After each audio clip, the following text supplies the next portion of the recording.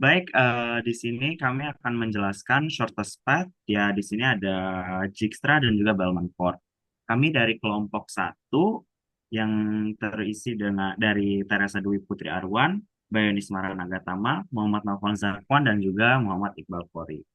Nah, di sini ada table kontennya. Yang pertama kita akan menjelaskan tentang Dijkstra, setelah itu akan menjelaskan tentang Bellman Ford. Nah, di sini kita menjelaskan penjelasan apa itu Dijkstra dan Talentport, langkah-langkahnya, jalannya algoritma tersebut, pseudocode-nya, time complexity, dan juga implementasi dan juga kodenya. Baik, Dijkstra itu apa? Algoritma Dijkstra memiliki banyak varian, tetapi yang paling umum adalah untuk menemukan jalur terpendek dari simpul sumber ke semua simpul lainnya di dalam graf. Algoritmanya, cara jalannya itu yang pertama, atur semua jarak simpul sama dengan tidak terhingga kecuali untuk simpul sumber, atur jarak sumber sama dengan nol. Ya, selanjutnya, masukkan simpul sumber ke dalam antrian prioritas minimum dalam bentuk jarak simpul, karena perbandingan dalam antrian prioritas minimum akan berdasarkan jarak simpul. Setelah itu, ambil simpul dengan jarak terendah dari antrean prioritas. Pada awalnya simpul yang diambil itu adalah sumber. Perbarui jarak simpul yang terhubung ke simpul yang diambil jika jarak simpul saat ini plus bobot tepi kurang dari jarak simpul berikutnya. Kemudian masukkan simpul dengan jarak baru ke dalam antrean prioritas. Nah, selanjutnya, jika simpul yang dikeluarkan sudah dikunjungi sebelumnya, cukup lanjutkan tanpa menggunakannya. Dan yang terakhir, terapkan algoritma yang sama lagi hingga antrian prioritas itu kosong.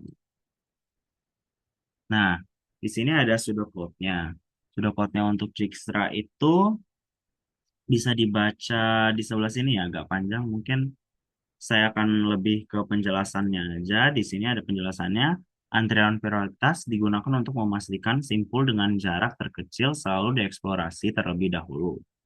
Peta jarak atau distance map, ya yang di sini, menyimpan jarak terpendek yang diketahui dari simpul sumber ke setiap simpul.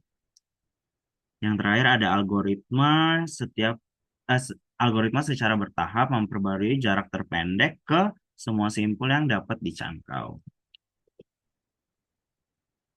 Nah, di sini ada time complexity-nya. Kompleksitas waktu dari algoritma Dijkstra adalah O P kuadrat. Tetapi dengan antrian prioritas minimum, kompleksitasnya turun menjadi O V plus E log V. Nah, selanjutnya ada implementasinya. Mungkin boleh dilanjutkan oleh Iqbal ya. Baik, izin share screen sebelumnya ya.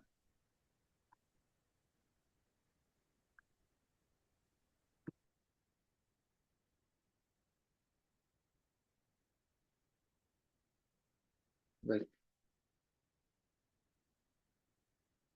Hmm, Ya, untuk implementasi kodenya, di sini untuk contoh grafnya bisa dilihat dari PPT yang ada sebelumnya. Jadi di sini ada hmm, function sendiri untuk Dijkstra-nya, yaitu menerima tiga parameter, yaitu grafnya, sama source-nya itu titik awal node-nya, sama target itu titik akhir targetnya. Nah, di sini kita mengset untuk source node-nya itu dari node A dan target node-nya ke node G.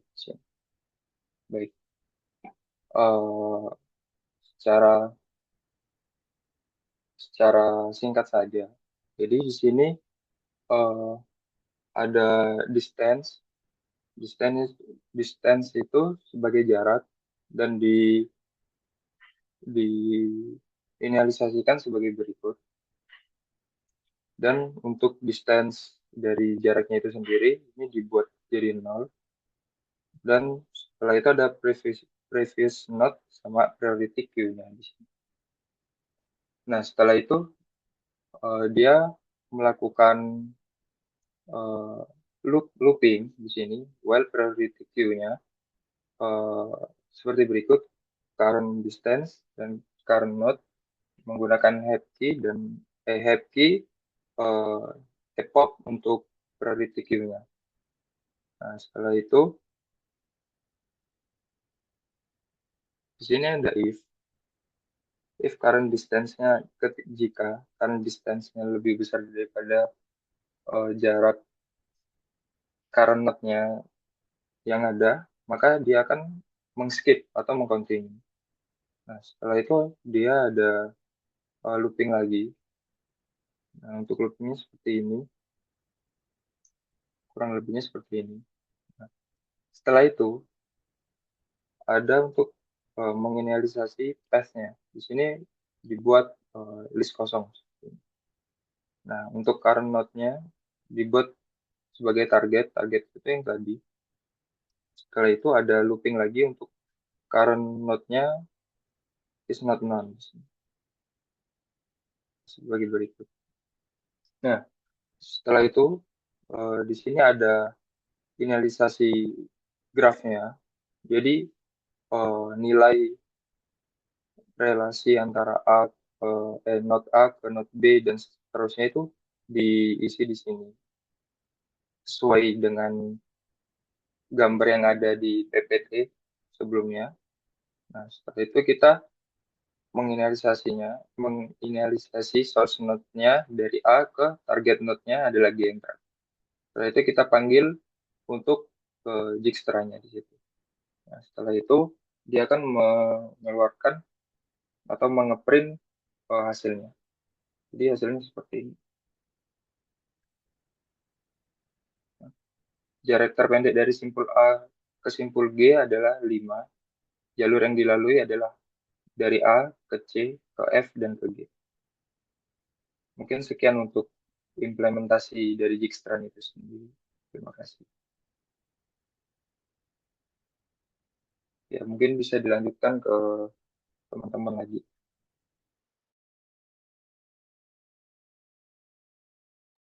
Oke, mungkin selanjutnya akan ada Bellman Ford ya. Mungkin untuk Caca boleh dilanjutkan ya. Oke, jadi untuk selanjutnya ada algoritma Bellman-Ford. Ini juga dipakai untuk mencari shortest path. Dan Bellman-Ford sendiri ini adalah modifikasi dari algoritma Dijkstra sebelumnya untuk menghitung lintasan terpendek pada graf. Tapi bedanya algoritma Bellman-Ford dia mengandung bobot negatif. Lalu untuk langkahnya sendiri, mungkin kurang banyak hampir sama dengan Dijkstra sebelumnya. Yang pertama, memberikan bobot tak terhingga kepada semua simpul kecuali simpul awal atau simpul sumber. Dan simpul awal itu diberikan bobot 0. Lalu yang kedua, melakukan pengulangan sebanyak jumlah simpul dikali jumlah busur. Dan yang ketiga, menjadikan setiap nilai baru yang lebih rendah dibanding nilai sebelumnya sebagai bobot simpul yang sedang dilakukan pengulangan tersebut. Lalu selanjutnya, untuk Bellman-Ford, sedekut dari Bellman-Ford sendiri, mungkin bisa dilihat di sini. Ini sedekut sederhana dari algoritma Bellman-Ford yang terdiri dari 3 step. Yang pertama itu untuk menginisialisasi grafnya itu sendiri. Lalu yang kedua untuk menginisialisasi edge dari yang dilakukan dengan pengulangan. Lalu yang ketiga itu mengecek untuk bobot negatif, cycle dari bobot negatif itu sendiri. Yang kodenya bisa dilihat di slide tadinya. Lalu untuk time complexity dari Bellman-Ford sendiri itu eh, time complexity-nya OVE. V-nya itu untuk vertex-nya dan E-nya itu edges-nya. Dan di graf komplit, graf lengkap dengan jumlah vertex n, eh, V-nya ada n dan E-nya itu, edges-nya itu punya time complexity sendiri yaitu O n kuadrat. Jadi untuk keseluruhan dari time complexity Bellman-Ford itu adalah on O n pangkat 3. Lalu selanjutnya akan ada implementasi dari algoritma Bellman-Ford yang akan dijelaskan oleh Bayu.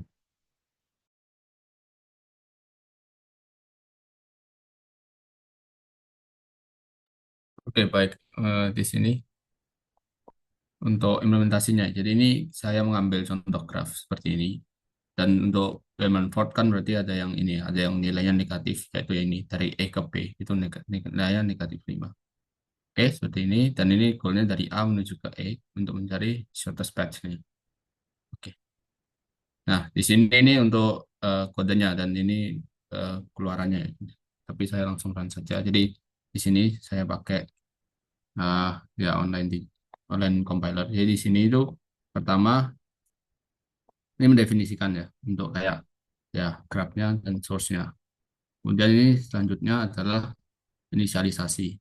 Di sini distance-nya kita bikin pakai float soalnya mungkin aja eh, berkoma ya distance-nya. Dan ini infinite soalnya ya di awal belum ada hitungan jadi eh, di set ke infinite. Kemudian ini untuk source-nya atau titik A-nya itu yang A ini.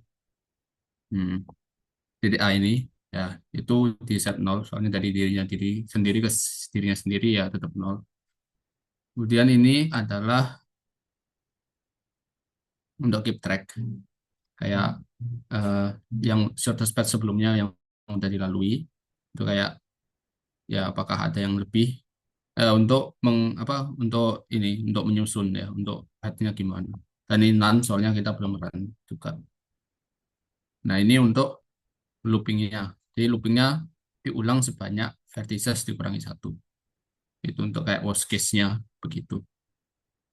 Nah, terus kemudian kayak setiap node di ini di graph dan neighbor-nya itu dihitung. Kayak dicek current path dari source dari A menuju ke ini ke neighbor-nya itu apakah lebih kecil daripada yang sudah kita ketahui. Kalau kalau diketahui iya berarti ya kita update gitu. Update biar ngambil yang paling kecil gitu. Kemudian untuk step ketiga ini step apa? Ya, step ketiga ini tuh kayak ngedeteksi untuk yang negatif itu. Nah, misalkan kalau negatif gitu, nanti itu kayak apa ya bisa dibilang eh, berkurang-kurang terus gitu karena negatif. Nah, itu nanti jadinya error. Jadi ya saya keluarkan untuk value ini. Nah, terus nanti kita ya return lagi ke distance dan predecessornya. Nah, ini scrapnya yang tadi ya saya masukkan di kode. Ini seperti ini kan. A ada B ke C, terus B itu ke C ke D, C itu ke D itu ke E itu ke B. Ya seperti ini dengan nilai-nilainya juga. Kemudian ini source-nya ya dari A. Kemudian ini kita mencari caranya. Mencari kayak shortest distance dari A ini ke setiap node-node lainnya. Nah, kemudian ini kita set targetnya yaitu T dan kita jalankan ini nanti ketemu hasilnya. Nah, ini saya jalankan ulang. Nah, bisa dilihat di sini ini dari A ya, dari A menuju ke A ya 0. A menuju ke B, shortest path-nya 2, A ke C, shortest path-nya 3, dan selanjutnya. Dan kemudian ditemukan yaitu path-nya seperti ini. Untuk dari A ke D, yaitu A ke B, ke C, dan ke D. Seperti itu.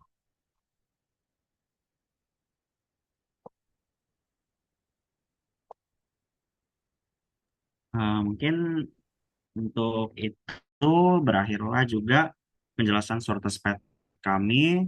Di sini kami izin menutup dan juga mohon maaf jika ada salah kata dan juga ada banyak kurangnya juga masih kita ya. Mungkin itu saja dari kelompok kami, kelompok satu. Terima kasih ya dan izin menutup. Terima kasih.